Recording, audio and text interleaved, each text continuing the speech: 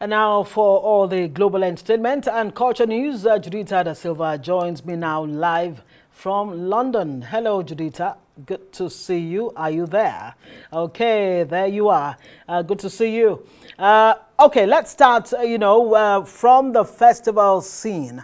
The Cairo International Film Festival has chosen its closing film to be the Palestinian drama, The Voice of Hind Rajab, which has already had an award-winning debut at the Venice Festival, hasn't it?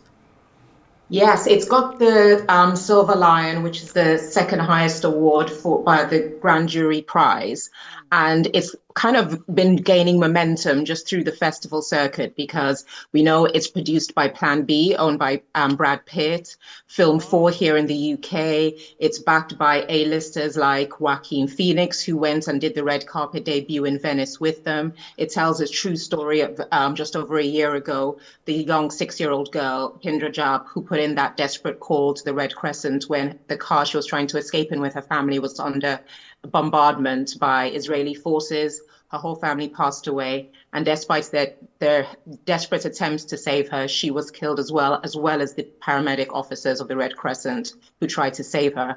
And it became kind of a watershed moment in this narrative of the war in Gaza.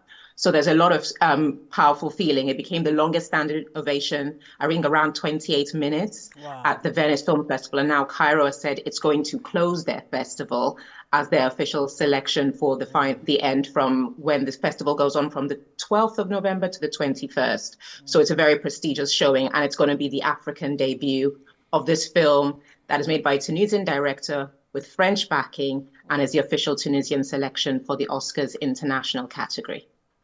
Yes, indeed, the voice of Hind Rajab. Hopefully that voice will not be drowned, forever with this film.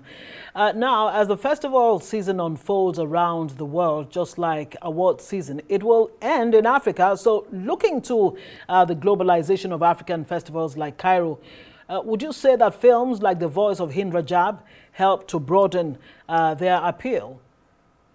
I mean, it definitely does, because when you look at the kind of people backing it, that has driven a lot of attention to it. And with like the director, Kausra Ben Hania, who has a very well-known, like creditable career on the festival circuit, I just think of like the Afrif Festival in Nigeria, and similar to what was done with ArtX Lagos. It's like globalization, despite what others might say in the West about the drawbacks of it, is a very good thing. And film is such a universal language. This is the kinds of films that you would hope would be seen in like the international grand jury section of AFRIF, because there has to be cross-pollination across the continent of Africa, because there is such diverse filmmaking. And something with the clout of AFRIF, with the established footprint of AFRIF, to now start branching out, to now consolidate the African voice in the film sector, it could end up being like a Cannes Film Festival, where they see it as the bat signal of where to come. And when you say that it's a younger festival, think of festivals like the Red Sea Festival or Morocco.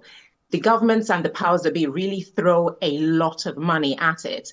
And now it's kind of leapfrogged over most of the other international festivals because it attracts big names from around the world. When they see there is investment, they feel like it's taken seriously. When it's taken seriously at home, it will be taken seriously outside. And that is a potential. So having a jury selection panel for AFRIF that looks to films like The Voice of Hind Rajab, that would be a great thing to see going forward. Absolutely. Now, you attended the press conference for the new Amazon Prime thriller, The Girlfriend. And the lead actresses Robin Wright and Olivia Cook spoke about the female dynamic that is explored in the series, didn't they? Yeah, because Robin Wright is an executive producer. She directs on it, and she was also like overseeing the production and the writing for the series, as well as starring as one of the leads. And when we're talking to her just yesterday, she was saying that there was a mixture of male and female writers throughout the series, but it was very important to have the female perspective written in a female voice with that unique female understanding, because it tells a story of a wealthy family where the son falls in love with a girl, brings her home, and the mother straight away her spidey sense starts going that there's something off about this girl. I don't trust her. And you see it's kind of spiral over the progression of the series where mothers can see something their sons can't. While the one they're in love, they have their blinkered by love. And so these are all themes that only women know this kind of language. So have it very female driven was something that was important to Robin Wright, and establishing that dynamic that explores the nuances of the female experience with women at the helm of both creating it in front of the camera and behind really created something special. Definitely, overprotective mothers with only sons is something that women can relate to, and I actually relate to that, being a mother of an only son myself. Now, especially, of course, yeah. Now, so are stories like this the way to make shows, with broader appeal? Yeah, because there's the constant narrative of the representation of women in entertainment in positions of power with a seat at the table, and kind of charging ahead are people like Robin Wright, the Reese Witherspoons of the world, who set up production companies and push forward. But the key is you can be given the opportunity unless you have the product that has appeal, it will fall flat, and people will then brand you with saying you can't have female-led projects, they don't break bank.